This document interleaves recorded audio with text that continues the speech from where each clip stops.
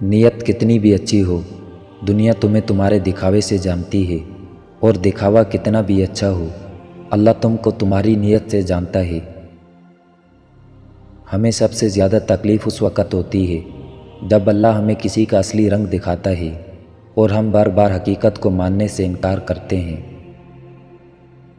مقدر اتنی بار بدلتا ہے جتنی بار بندہ اللہ تعالیٰ سے رجوع کرتا ہے۔ قبولیت کا پہلا قدم کامل یقین ہے۔ اپنے ارادوں میں مخلص رہو، تم اللہ پاک کی مدد کو اپنے ساتھ پاؤ گے۔ اللہ تعالیٰ نے جو کچھ تیرا حصہ مقرر کر دیا ہے، اگر تو اس پر راضی رہے گا تو گویا تو ہی سب سے زیادہ مالدار شخص ہوگا۔ زندگی کسی کی بھی آسان نہیں ہوتی، زندگی کو آسان بنایا جاتا ہے پیار سے، خلوص سے، اپنائیت سے، اور سب سے بڑھ کر برداشت سے۔ جب انسان اپنے رب پر اس قدر بھروسہ کر لیتا ہے کہ اس کے علاوہ کوئی بھی اس کی ضرورت پوری کرنے والا نہیں، تو اللہ تعالیٰ بھی اپنے بندے کو مایوس نہیں لوٹاتا۔ جب اللہ کسی بندے سے خوش ہوتا ہے تو اس کے لیے نیکی کرنا آسان اور گناہ کرنا مشکل بنا دیتا ہے۔ دعا دستک کی طرح ہوتی ہے اور مسلسل دستک دینے سے دروازہ کھل ہی جاتا ہے۔ چھوٹے چھوٹے گناہوں سے بچو کہ چھوٹے گناہ ہی بڑے گناہ کی طرف بلاتے ہیں۔ جس دن تمہیں قرآن سمجھ میں آ گیا، اس دن تمہارا نہ کوئی مسلک ہوگا، نہ کوئی فرقہ۔ اسلام نے عورت کو قید نہیں کیا، بلکہ ہوس پرستوں کی نظروں سے محفوظ کیا ہے۔ لوگوں سے ڈرنا چھوڑ دو کہ عزت اللہ دیتا ہے، لوگ نہیں۔ اللہ جب کسی کی مدد کرنا چاہتا ہے تو لامعلوم سے ایسے سبب بنا دیتا ہے کہ نہ ہونا بھی ہو جاتا ہے۔ محبت جب اللہ سے ہو جاتی ہے تو ملاقات کی تڑپ فجر سے شروع ہوتی ہے اور تہجد پر ختم ہوتی ہے۔ سچی توبہ کرنے والے کا ایک آنسو دوزخ کی آگ بجھانے کی طاقت رکھتا ہے۔ وہ روح کبھی نہیں مرجھاتی جس کی پیاس قرآن پاک کی تلاوت سے بجھتی ہو۔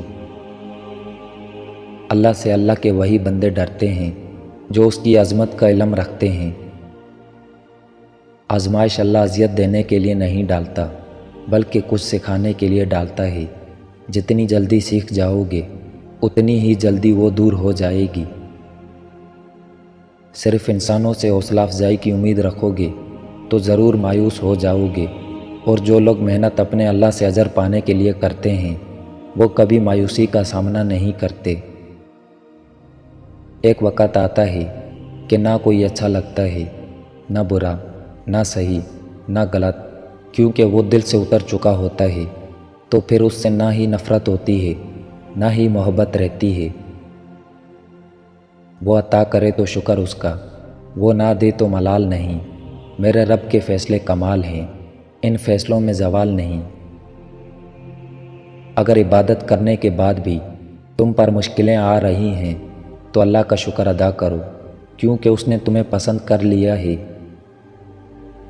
تمام تعریفیں اس ذات کے لیے ہیں کہ وہ جسے توڑے اسے کوئی جوڑ نہیں سکتا، اور جسے وہ جوڑے اسے سارے توڑنے والے مل کر بھی توڑ نہیں سکتے۔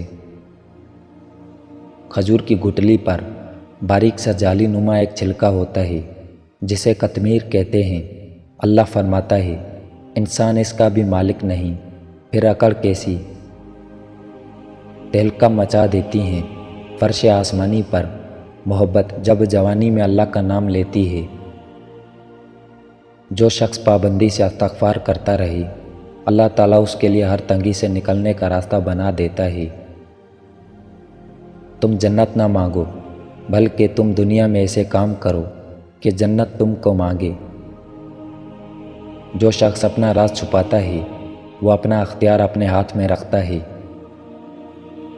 تباہی اور بربادی ہے ہر اس شخص کے لیے جو دوسروں کے عیب ڈھونڈتے اور لوگوں کی پیٹھ پیچھے برائی کرتے ہیں۔ حقیقت تو یہ ہے کہ تم جلد ملنے والی دنیا سے محبت کرتے ہو اور آخرت کو چھوڑ دیتے ہو۔ جو دوسروں کو عزت دیتا ہے اصل میں وہ خود عزت دار ہوتا ہے، کیونکہ انسان دوسروں کو وہی کچھ دیتا ہے جو اس کے پاس ہوتا ہے۔ جھوٹ بول کر بھروسہ توڑنے والوں سے بہتر ہے سچ بول کر رشتہ توڑ دیا جائے۔ رشتہ پھر جڑ جائے گا، بھروسہ کبھی نہیں جڑتا۔ مجھے قدرت کے ایک عمل سے بہت پیار ہے، مکافات عمل۔ سکون سا آ جاتا ہے یہ لفظ سن کر، جو جیسا کرے گا ویسا بھرے گا۔ میں اپنا ہر غم اللہ کو بتاتا ہوں، کیونکہ میرے غموں کا علاج صرف میرے اللہ کے پاس ہے۔ قرآن پاک کی خوبصورتی یہ ہے کہ آپ اس کے پیغام کو بدل نہیں سکتے، ہاں مگر وہ آپ کو بدل سکتا ہے۔ کائنات میں کوئی اتنی شدت سے کسی کا انتظار نہیں کرتا جتنا اللہ اپنے بندوں کی توبہ کا کرتا ہے۔ جب وضو کرنا مشکل لگ رہا ہو تو یہ سوچا کریں، گناہ دھونے جا رہا ہوں۔ اللہ تعالیٰ کی رحمت کی پہلی نشانی یہ ہے کہ انسان کو اپنے عیب نظر آنا شروع ہو جاتے ہیں۔ جب اللہ کسی کو پسند کرتا ہے تو اس کی پریشانیاں بڑھا دیتا ہے تاکہ اسے اپنے قریب کر سکے۔ تم اس اللہ پر یقین رکھو، ایسا یقین جو ہر شک سے پاک ہو۔ رب سے جب بھی مانگو رب کو ہی مانگو، رب تمہارا ہوگا تو سب تمہارا ہوگا۔